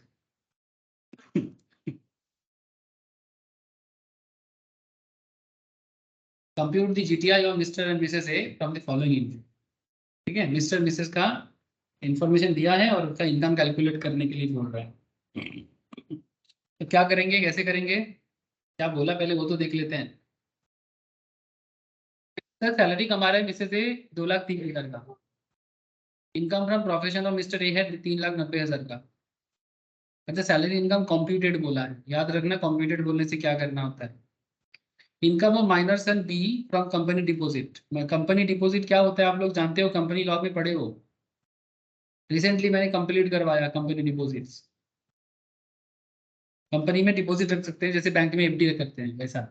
वहां से माइनर सन के नाम पे कंपनी डिपॉजिट था तो माइनर सन को इनकम हुआ। माता पिता ने बच्चे के नाम पे कर दिया था तो मतलब बच्चा का इनकम है ना। जैसे माइनर बैंक अकाउंट में पैसा रखते हैं माता पिता, पेरेंट्स, तो इनकम किसका है? बच्चे का ही है ना, बच्चे के नाम पे। Income of minor son B from company deposit 15,000। Income of minor daughter C from special talent 32। Interest from bank received by C on deposit made out of special talent. मतलब सी ने जो 32,000 कमाया उसके से कुछ पैसा बैंक में रखा और वहां से इंटरेस्ट मिला 3,000 का। गिफ्ट रिसीव्ड बाय सी, मतलब माइनर डॉटर जो है C, from friend of Mrs A. Mrs A के फ्रेंड से, मतलब माँ के फ्रेंड से गिफ्ट मिला है 2,500 का 30 सितंबर 2021 को। Brief working is sufficient, detail computation under various sets of income is not required. क्या बोला सर? ब्रीफ वर्किंग दिखाओ जहाँ जरूरी है, ज्यादा डिटेल्स कंप्यूटेशन देने का जरूरत नहीं है हेड्स ऑफ इनकम का। ठीक है, आपको कैलकुलेट करके बताना है मिस्टर ए और मिसेस ए कितना कमा रहे हैं। बस इतना काम है सर। तो सबसे पहले आपको प्रोविजंस याद दिलाना चाहिए सर, उसको लिखना भी चाहिए एग्जाम में। एज पर दी प्रोविजन स्पेशली इनको लिखना पड़ता है। एमसीक्यू क्वेश्चन होगा तो जरूरी नहीं है, बट सब्जेक्टिव है तो आपको लिखना पड़ेगा। तो इन दैट केस आप कैसे लिखोगे, क्या लिखोगे? As per the provision of section 64 subsection 1A of the income tax act 1961, all the income of a minor child has to be clubbed in the hands of that parent whose total income is greater, excluding the income of minor. Okay, minor की income को छोड़ के जिसका income ज्यादा है, मतलब income calculate करने के टाइम पे माइनर का इनकम को इंक्लूड नहीं करना है, माइनर की इनकम को छोड़ के जिस माता पिता में से जिसका इनकम ज्यादा है उनके इनकम के साथ माइनर का इनकम को जोड़ दिया जाएगा। The income of Mr. A is 3,90,000 and income of Mrs. A is 2,30,000. कहाँ से मिला? ये तो बोल दिया था 2,30,000, 3,90,000. Income of Mr. A 2,30,000, income of Mrs. A 2,30,000 and 3,90,000 Mr. A का। So since the income of Mr. A is greater than Mrs. A, the income of minor children have to be clubbed in the hands of Mr. A. And it is assumed that this is the first year when clubbing provisions are attracted. ये माना जा रहा है कि पहली बार हो रहा है, ठीक है? अच्छा, income derived from minor child from any activity involving applications of his or her skill, talent, specialized knowledge, इसका भी provisions क्या कहता है कि अगर minor child अपने दम से कर रहा है, अपने स्किल से, टैलेंट से, स्पेशल नॉलेज से, एक्सपीरियंस से, is not to be clubbed. Hence the total income of minor child C from exercise of special talent will not be clubbed. However, interest from bank FD to be clubbed even when deposit is made out of income arising from application of special talent. बच्चा जो directly कमा रहा है वो clubbed नहीं होगा अपने talent से, लेकिन टैलेंट से कमा हुआ पैसा अगर बैंक में जमा होता है और वहां से अगर इंटरेस्ट आता है तो वो क्लब्ड होता है। सर ये क्या बात? सर यही रूल्स है। बच्चा अपने टैलेंट से कमाता है तो उसको क्लब्ड नहीं करना है, लेकिन बच्चे का पैसा बैंक में रख के जो इंटरेस्ट मिलता है वो क्लब्ड होगा। The GTI of Mrs. A is 2,30,000. The total income of Mr. A giving effect to the provision of section 64(1) is as follows. देखो मिसेस ए का तो 2,30,000 है, उसमें तो कुछ होगा नहीं, और जैसे कि हम लोगों को पता है कि यहाँ पर मिस्टर ए का ही इनकम ज्यादा है तो मिस्टर ए के इनकम के हाथ में ही क्लब्ड होगा। तो क्या क्लब्ड होगा? इनकम फ्रॉम प्रोफेशन 3,90,000 बोल दिया था, ले लिया। कंपनी डिपॉजिट से 15,000 कमा रहे हैं, एक सन बी जो है, माइनर सन बी, वो 15,000 इनकम कर रहा है, लेकिन सर सेक्शन 10 सबसेक्शन 32 1500 का एग्जेम्पशन देता है। ले लो, जब ऊपर वाला देता है तो लेना चाहिए ना, तो ले लो। 15,000 से 1,500 ऊपर वाला ने दिया। ऊपर वाला कौन? अरे इनकम टैक्स डिपार्टमेंट, सेक्शन बता के बोल दिया 1500 का एग्जेम्पशन ले लेना, खुशी खुशी ले लेना चाहिए सर। तो 15,000 से 1,500 चला गया, कितना बचा? 13,500, वो इंक्लूड होगा सर। और कुछ सर, डॉटर सी का क्या करें? सर डॉटर सी जो खुद के दम से कमा रहा है, from special talent not to be clubbed, लेकिन इंटरेस्ट फ्रॉम बैंक से जो 3,000 कमा रहे क्लब्ड। अच्छा, 2,500 का जो गिफ्ट मिला है, नॉन रिलेटिव से कमा रहे gift under section 56 subsection 2 clause 10 being less than the aggregate limit of 50,000। Non relative से भी अगर गिफ्ट 50,000 से कम होता है तो भी एग्जेम्प्टेड होता है ना, तो इसलिए उसको नील कर देंगे। तो 2,500 एकदम नील हो जाएगा, जो मिस्टर बच्चे को मिल रहा है अपने माँ के दोस्त से, माँ के फ्रेंड से, नील। तो इधर 3,000 का टैक्सेबल ऐड होगा, लेकिन इसमें भी 1,500 का एग्जेम्पशन मिलेगा डॉटर सी के केस में भी, क्योंकि ईच चिल्ड्रन 1,500 है। तो 3,000 से 1,500 चला जाएगा तो कितना होगा? 1,500 टैक्सेबल। तो कुल मिला के 3,90,000, 3,90,000 प्लस 13,500 प्लस 1,500, तो कुल मिला के बनता है 4,05,000। ये हो जाएगा taxable clubbed income, mister A का क्लब्ड इनकम। बच्चे का जोड़ जाड़ के एग्जेम्पशंस वगैरह ले। यस और नो? क्लबिंग ऑफ इनकम बोलो सर, समझ में आ गया? पहले प्रोविजन देना, फिर कैलकुलेशन बताना। सब्जेक्टिव जैसे CA/CMA में सब्जेक्टिव होता है सारा, लिख के आना, रूल लिखना, फिर जवाब देना। ओके, और बाकी कैलकुलेशन करके जवाब देना है। छोटा मोटा क्वेश्चन है, एमसीक्यू पूछ रहा है तो कैलकुलेशन करके जवाब दे देना। लेकिन अगर पूरा लिखना है तो पूरा जवाब दे के आना है, जैसा जरूरी है क्वेश्चन के हिसाब से है। ओके, बोलो बोलो सर बोलो। क्लियर हुआ कि नहीं हुआ?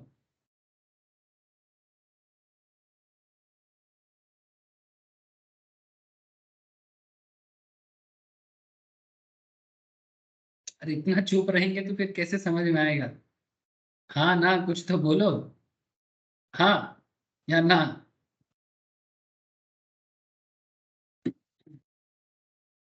आप लोग हो क्या क्लास में सर? कनेक्टेड हो कोई?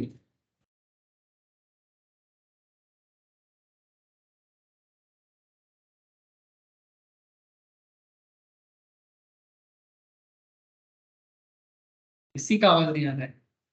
अंश, विश्वजीत, शुभजीत, शिवम, रोशनी, नील, और को कनेक्टेड हो कि नहीं सर? हाँ सर। पूछा गया लो कि गया लो ना? Yes sir. पूछा अच्छे तो डाउट था कि बॉल बोलो तो बाबा। अच्छा सर, लास्ट में आता है एक कॉन्सेप्ट आता है क्रॉस ट्रांसफर। अब आपके मन में चल रहा है सर क्रॉस ट्रांसफर क्या है? हाँ चलो थोड़ा बताते हैं क्रॉस ट्रांसफर। ध्यान से सुन के जाओ। क्रॉस ट्रांसफर फिर एक क्वेश्चन भी है क्रॉस ट्रांसफर का, वो भी देख के जाओ, ठीक है? सबसे पहले तो क्रॉस ट्रांसफर क्या है इसे समझ लेना चाहिए, उसके बाद क्वेश्चन करते हैं। Sir in the case of A cross transfer also, for example, A making gift of rupees 50,000 to the wife of his brother B for the purchase of a house by her, and a simultaneous gift by B to A's minor son of share in a foreign company worth rupees 50,000 owned by him. Sir देखो एक दूसरे के साथ कैसे cross transfer करके खेल चल रहा है। ए गिफ्ट कर रहा है 50,000 to the wife of his brother, मतलब भाई के बीवी को दे रहा है, for the purchase of a house by her, and a simultaneous gift opposite side से बी मतलब भाई, भाई जो है सर, भाई गिफ्ट कर रहा है टू एज माइनर सन, ए का जो छोटा बच्चा है उसको, माइनर मतलब बिलो 80, क्या दे रहा है?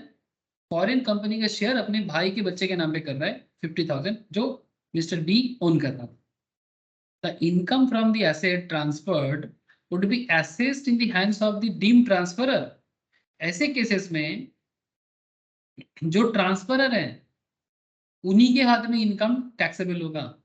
इफ द ट्रांसफरर, मतलब ट्रांसफरर कौन है? जैसे इस केस में मिस्टर ए ट्रांसफरर है हाउस प्रॉपर्टी के केस में, सॉरी गिफ्ट के केस में जो हाउस बाय करने के लिए है, और कंपनी का शेयर के केस में बी इज द ट्रांसफरर।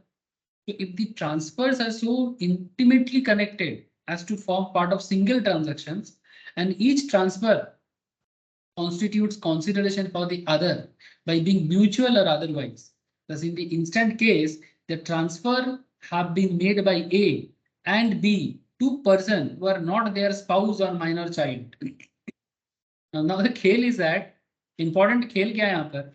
ना तो यहाँ पर कोई स्पाउस है और ना ही यहाँ पर कोई माइनर चाइल्ड है। ना तो अपने स्पाउस को दिया, ना तो माइनर चाइल्ड को दिया, एक दूसरे की बीवी को दिया। एक भाई के बीवी को दिया, दूसरा भाई के बच्चे को दिया, so as to circumvent the provisions of this section showing that such transfer constituted consideration for each other। तो इसको क्या माना जाएगा कि ये एक दूसरे के प्रति ट्रांसफर का कंसिडरेशन हो रहा है, और ऐसे ट्रांसफर को क्रॉस ट्रांसफर कहते हैं। समझ रहे हैं सर? मतलब ए बी के बीवी को दे रहा है, बी कौन है? उसका भाई है, ठीक है, भाई की बीवी को दे रहा है, और दूसरा बी जो है वो किसको दे रहा है? अपने भाई के ही बच्चे को दे रहा है। इसका केस बना था Supreme Court in case of Commissioner of Income Tax versus Keshav ji Morarji, 1967 का केस है, 66 ITR 142 case number. Observe that if two transactions are interconnected and are part of the same transactions in such a way that it can be said that circuitous method was adapted as a device to evade tax। इसमें क्या हो रहा है? मतलब यहाँ पर basically tax को चोरी करने के लिए या टैक्स को छुपाने के लिए सर्कुइशियस मेथड यूज किया जा रहा है. The implications of clubbing provisions would be attracted accordingly. The income arising to Mrs. B from the house property should be included in the total income of B, and the dividend from such shares transferred to A's minor share would be taxable in the hands of A. This is because A and B are the indirect transferor to their minor child and spouse, respectively, of income yielding asset, so as to reduce their burden of taxation.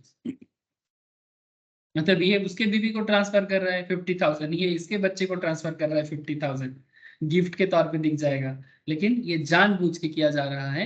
ये बड़ा ही सर्क्यूशियस method है. अब एक example करो, आपको और clarity होगा. Cross transfer का एग्जांपल दो. Mister Vasudevan gifted a sum of ₹6 lakh to his brother's wife on 14th of June 2021. Vasudevan अपने भाई के वाइफ के नाम पे गिफ्ट दे रहा है 6 लाख का. कब दे रहा है? 14th of June 2021 को. और 12 जुलाई 2021 हिज ब्रदर गिफ्टेड, जून के बाद जुलाई आ गया, ठीक है. 12 जुलाई को ब्रदर जो है वासुदेवन का, जो ब्रदर है, gifted a sum of ₹5 lakh to Mr Vasudevan's wife. Okay, समझ रहे sir? The gifted amounts were invested as fixed deposit in banks. जो भी गिफ्टेड अमाउंट मिला है उसको बैंक में एफडी कर दिया बाय मिसेस वासुदेवन, मतलब वासुदेवन की बीवी ने उसको एफडी कर दिया. And wife of Mr. Vasudevan brothers on 1st August 2021 at a 9% interest. ध्यान से सुनना बात को. The gifted amount, जो भी गिफ्ट मिला है उसको एफडी के तौर पे इन्वेस्टेड कर दिया in banks by Mrs Vasudevan and wife of Mr Vasudevan brother. मतलब दोनों ने 9% इंटरेस्ट में एफडी बना दिया. मिसेस वासुदेवन ने भी, मतलब वासुदेवन की बीवी ने भी, जो उनके फ्रेंड से मिला है, भाई से मिला है, और मिसेस वासुदेवन के भाई की बीवी ने भी वही किया. Now examine the consequence of the above under the provisions of Income Tax Act 1961 in the hands of Mr. Vasudevan and his brother. Mr. Vasudevan के हाथ में and उसके भाई के हाथ में क्या टैक्सेबिलिटी आएगा ऐसे क्रॉस ट्रांसफर के केस में, वो आपको बताना. तो इसके बारे में वही केस स्टडीज क्वेश्चंस है. In the given case, Mr. Vasudevan gifted a sum of ₹6 lakh to his brother's wife on 14 June 2021 and simultaneously, संगे संग क्या हुआ, उसके भाई ने भी गिफ्ट किया 5 lakh to Mr. Vasudevan's wife को 12 जुलाई. The gifted amounts were invested as FD in banks by Mrs. Vasudevan and उनके भाई के भाई बीवी and his brother's wife also. These transfer are in the nature of cross transfer. First of all, accordingly, the income from the asset transferred would be assessed in the hands of deemed transferor because the transferor are so intimately connected to form a part of single transactions. मतलब ऐसा दिखाया जा रहा है जैसे एक दूसरे के साथ कोई कॉन्ट्रेक्चुअल मोड में किया है. And each transfer constitute consideration for other by being mutual और अदरवाइज. मतलब तुम मुझे 6 लाख दो, मैं तुम्हें 5 लाख देता हूँ, कुछ ऐसा ही बात चला है. If two transactions are interconnected and are part of the same transactions in such a way that it can be said that the circuitous method was adopted as a device to evade tax, the implication of clubbing provisions would be attracted, and it was so held by Apex Court CIT versus Keshavji Morarji. ऐसे लिखना है. जब आपको case question मिले तो आपको case का number और केस लॉ को मेंशन करना चाहिए. ऐसे केस नाम को मेंशन कर दो, अगर नंबर भूल भी जाओगे तो चलेगा. Accordingly, the interest income arising to Mrs. Vasudevan in the form of interest or FD would be included in the total income of Mr. Vasudevan. तो Mrs. Vasudevan का जो भी interest income आएगा वो Mr. Vasudevan के हाथ में, and interest income arising in the hands of his brother's wife will be taxable in the hands of Mr. Vasudevan's brother as per section 64 subsection 1 to the extent of amount of cross transfer that is 5 lakh. This is because both Mr. Vasudevan and his brother are the indirect transferor of the income to their respective spouse with the intention to reduce their burden of taxation. However, the interest income earned by his spouse on FD of 5 lakh alone would be included in the hands of Mr. Vasudevan's brother and not the interest income on the entire FD of 6 lakh, since the cross transfer is only to the extent of 5 lakh. 6 lakh पे नहीं होगा, 5 लाख वाला value को लिया जाएगा. बात को समझे सर? Point to be noted to the extent of 5 lakh. ठीक है, मतलब एक ने 6 लाख का किया, एक ने 5 लाख का किया, तो यहाँ पर मैक्सिमम अमाउंट जो है वो 5 लाख का ही लिया जाएगा कंसिडरेशन पे. कैसे? क्योंकि ये दोनों इनडायरेक्ट ट्रांसफर है ना. ठीक है, तो ये जो टैक्स बर्डन को मेंटेन करने का जो सेक्शन 64 सबसेक्शन 1 एक्चुअली जो मिनिमम अमाउंट है उसी को एक्सटेंड करेगा मैक्स बेसिकली। तो interest income earned by his spouse on FD of ₹5 lakh, मतलब ये किसका है? ये 5 लाख का एफडी किसको मिला है? 5 लाख का एफडी वासुदेवन को मिला है ना, वासुदेवन के बीवी को। तो on FD of 5 lakh alone to be included in the hands of Mr. Vasudevan's brother and not the interest income on the entire FD of 6 lakh. तो वासुदेवन के भाई के बीवी के हाथ में जो 5 लाख आया है ना, और एक ने 6 लाख लिया, तो यहाँ पर क्रॉस ट्रांसफर के केस में जो 5 लाख वाला वैल्यू है उसी वैल्यू पे जो इंटरेस्ट इनकम है उसी को क्लबिंग किया जाएगा मैक्सिमम अमाउंट पे। ठीक है, तो यही रूल बताते हैं सेक्शन 64 सबसेक्शन में। ये क्रॉस ट्रांसफर का कॉन्सेप्ट है। बोलो सर, क्या आप लोगों को बात समझ में आया? एक्चुअली आपको मैंने प्रोविजंस भी पहले बता दिया, बट इस क्वेश्चंस के अंदर एक छोटा सा चीज था कि एक ने 6 लाख का ट्रांसफर किया तो दूसरे ने 5 लाख का ट्रांसफर किया। तो क्वेश्चन मेनली जो इंटरेस्ट का कॉन्सेप्ट है वो 5 लाख पे लिया जाएगा, 6 लाख पे।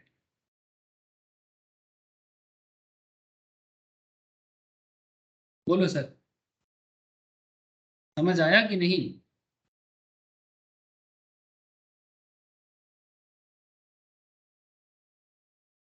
हेलो,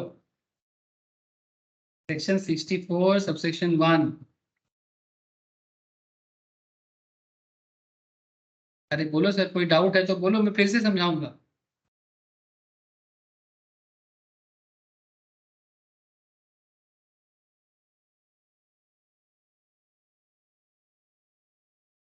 क्लियर है क्या, या कोई डाउट रह गया? यस क्लियर है। क्लियर है ना? अब क्या करना है ना सर, घर पे थोड़ा सा गो थ्रू कर लेना चाहिए। ठीक है, घर पे आप लोग थोड़ा बैठे बैठे गो थ्रू कर लो और क्वेश्चंस को भी एक बार करके प्रैक्टिस कर लो। ठीक है, तो क्रॉस ट्रांसफर भी क्लियर हो जाएगा। ठीक है।